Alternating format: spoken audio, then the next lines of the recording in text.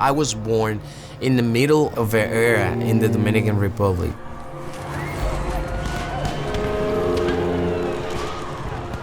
There was a lot of crime, people being killed. That was our reality.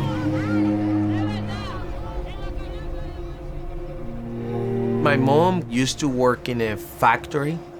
She was making back in the 90s, like $1 a day. I didn't eat for days. In fact, there were days that I could only eat a cookie because that was all we could get. I do remember going to the streets to sell juice and empanadas. We couldn't eat it because that was the only money to pay the place where we worked. To my shame, I wanted to be a gang member. This guy selling drugs in my neighborhood had nice clothes and nice sneakers and nice shoes. And every day I was on the streets looking for cardboard to put it inside my shoes in order to walk. But the one thing that I learned to be was to be aggressive and to fight.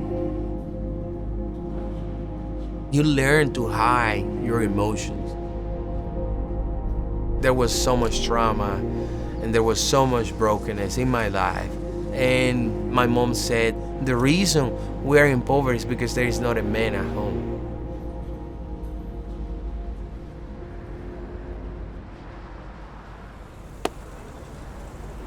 When I got into the Compassion Center, I was 7 years old. It was my house. The church was like a house where I felt safe, where I had food. But I don't want to portray the nice story that things started to change immediately. I was fighting in the center for 5 years. I gave them all reason to keep me out. The worst fight happened when I was 12. I was buying something to eat outside of the center, and another boy came and pushed me.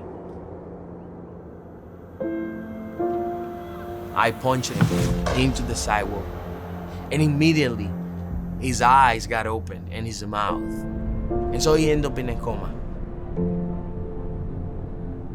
I was taken to the Compassion Center director, and I was sitting there crying. I knew the end was coming. She took my face off and she looked at me and she said, Jonathan, why you fight? You don't have to fight. We love you.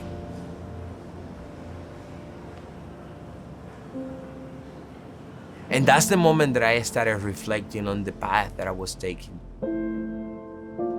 By the grace of God, my friend woke up from the coma.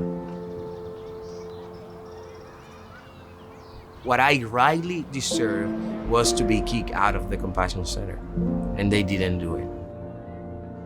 The same way Jesus died on the cross without us deserving any grace at all. That was the gospel right there. And that's the turning point in my life.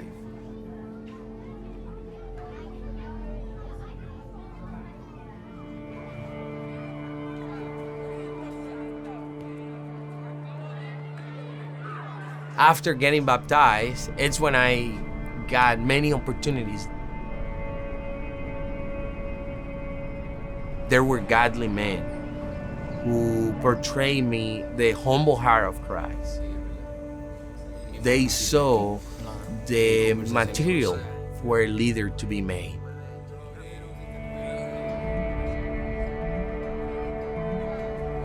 I got the opportunity to join Compassion. It was a blessing to me. Right now, I serve with Compassion International as manager of supporter engagement, but I also work in the form of public relations for Compassion here in the DR.